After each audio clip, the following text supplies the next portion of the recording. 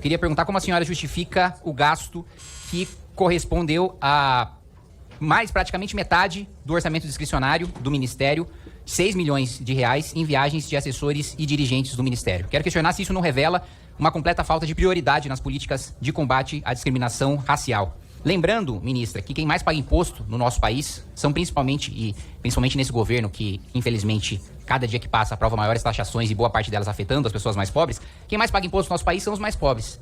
E que, em sua maioria, são negros. O que justifica, né? Será que é justo tirar dinheiro do negro pobre do nosso país para pagar viagens do Ministério de Vossa Excelência? Deputado Kim, primeiro, obrigada pelas suas falas e contestações e perguntas, que eu sempre acho que é uma ótima oportunidade da gente esclarecer, né, e trazer luz aos fatos de tudo que tem sido feito. O senhor falou, englobou vários assuntos, então vou tentar também ser sucinto e respondê-lo, né, cada coisa que o senhor trouxe. Bom, primeiro de tudo, eu vou começar, então, pelo seu final.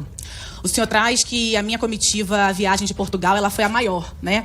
Nós entramos em contato com o jornal, e aí é isso. Cada jornal faz o que lhe convém e o que acredita, mas quero dizer que eu fui com uma única assessora, né? A minha comitiva não foi a maior. E quando as pessoas questionam o porquê do Ministério da Igualdade Racial, o porquê de viagens, ou missões, ou agendas, eu acho que tem uma fala que eu tenho dito muito nos últimos 1 ano e 6 meses, que é: eu não vou fazer política de dentro do gabinete. Eu não vou ficar sentada no gabinete enquanto as pessoas, de fato, estão precisando e com sede de políticas públicas. Então, não só a minha missão institucional, porque quando as pessoas falam viagem, passeio, eu penso nas minhas filhas, que eu tenho 2, para o beach park, para a praia, enfim, aí sim, isso é um passeio, isso é uma viagem. Quando nós estamos a trabalho, numa viagem, numa missão institucional, e aí tem vários pontos que o senhor traz, né, desde a questão de por que usa uma coisa, por que usa outra.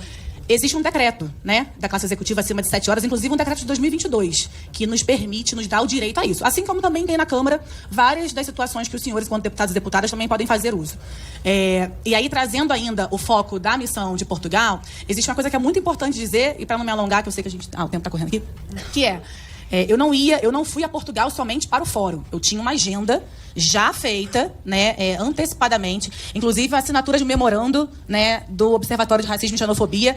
Acordo esse que começa, né, no ano passado, com a missão, inclusive acompanhando o nosso presidente Lula primeiro, e depois uma outra missão com a própria ministra da Igualdade da Espanha, que a gente aproveita também para falar, visto que o Observatório de Xenofobia e Racismo é um observatório que procura o governo brasileiro para dizer da falta de levantamento de dados. Eu tenho certeza que o senhor sabe que o senhor é um rapaz muito inteligente, que em Portugal quase 80% das pessoas imigrantes são brasileiras.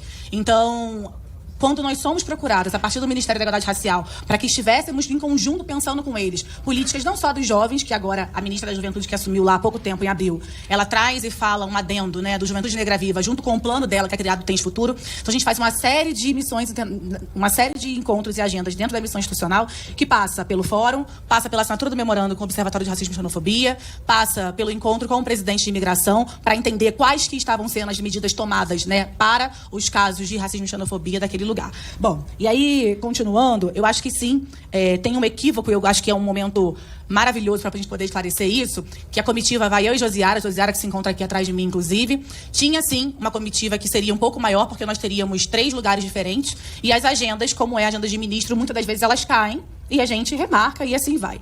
E o senhor traz um outro dado também que eu queria muito esclarecer, aproveitar aqui a oportunidade, que é quando o senhor fala do TCU. Então vamos lá. Primeiro, não há nenhuma, e eu repito, nenhuma ilegalidade no Ministério da Igualdade Racial e nenhuma aquisição de passagem. Segundo, um outro dado que eu acho muito importante trazer. Quando o TCU, ele nos manda um relatório, deputado Hélio, deputado Kim, a gente tem ali umas recomendações, né? São as recomendações. E assim fizemos. A gente acatou, e eu posso dizer para os senhores e para as senhoras aqui presentes que, no ano passado, quando o senhor provavelmente consultou, a sua assessoria consultou o portal de transparência, era no meio do ano, mentira, nem no meio do ano, era maio, né?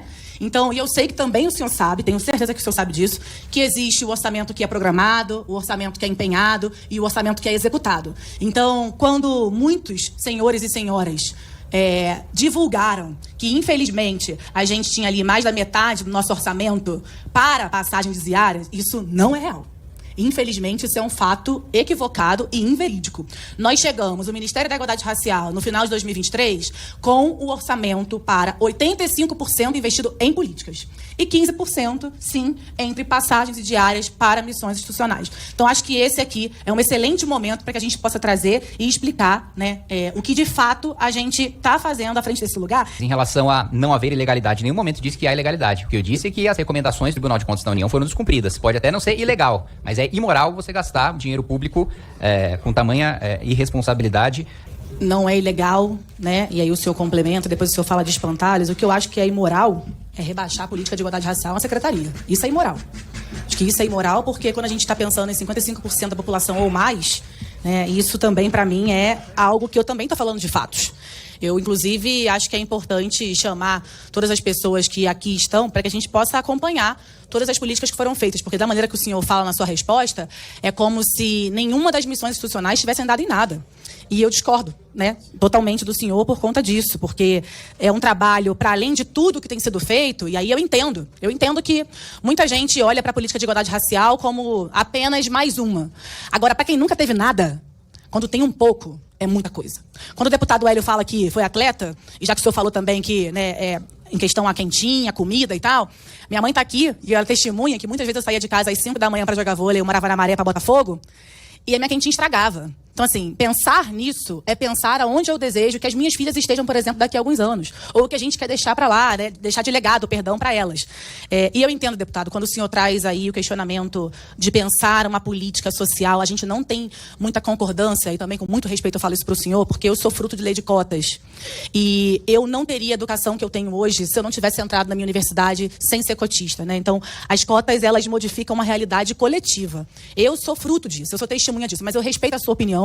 Eu acho que esse debate aqui entre nós faz parte, e eu faço isso com muito respeito, mas eu quero dizer que é importante a gente frisar, quando se tem oportunidade, o que acontece de mudança na vida das pessoas.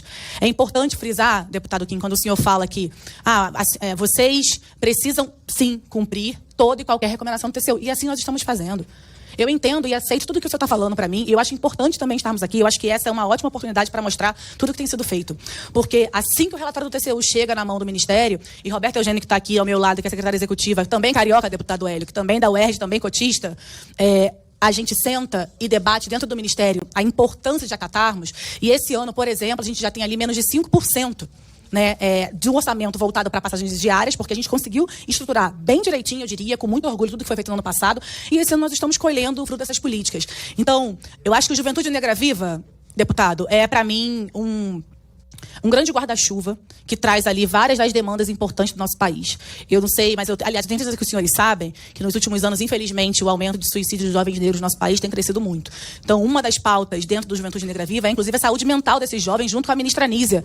Ministra Nízia, que eu tenho muito orgulho também de chamar de parceira de trabalho, que também é carioca como nós, mas que tem feito um trabalho essencial. Eu estou trazendo tudo isso para dizer que, também não vou me alongar por conta do tempo, porque eu sei que agora a gente abre as inscrições, mas para dizer que quando a gente está à frente de um trabalho como esse, de um trabalho que exige responsabilidade, exige diálogo.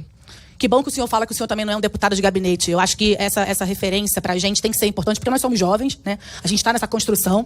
E eu acho que ouvir, entender, acatar e construir junto é o que precisa ser feito. Quando o presidente Lula, ele recria o Ministério da Igualdade Racial, e eu repito, que deixa de ser apenas uma secretaria. E assim, não desmerecendo não, porque ainda quando éramos uma secretaria, fizemos muita coisa, né? Que era ali luta histórica do movimento negro, que inclusive são pessoas que levam e carregam esse país, a gente entende a dimensão de estarmos nesse lugar. Então, todo e qualquer lugar que a gente precise estar, eu repito, assim faremos. Foi no Rio Grande do Sul, foi na enchente de Belfor Roxo, como fomos com o presidente Lula e com outros ministros, foi também na enchente de São Paulo, quando fomos no Quilombo da Caçandoca, com crianças que não tinham onde dormir, que não tinham escola, e assim também fomos cuidar. Foi em Salvador, quando fomos ouvir também, acatar as demandas do povo jovem negro desse país. Então, quero dizer aos senhores e às senhoras que aqui, nesse ministério, enquanto aqui eu estiver, tudo será feito com muita responsabilidade e, acima de tudo, contando, sim, com a minha criação, com meus valores e com o meu caráter. Muito obrigada.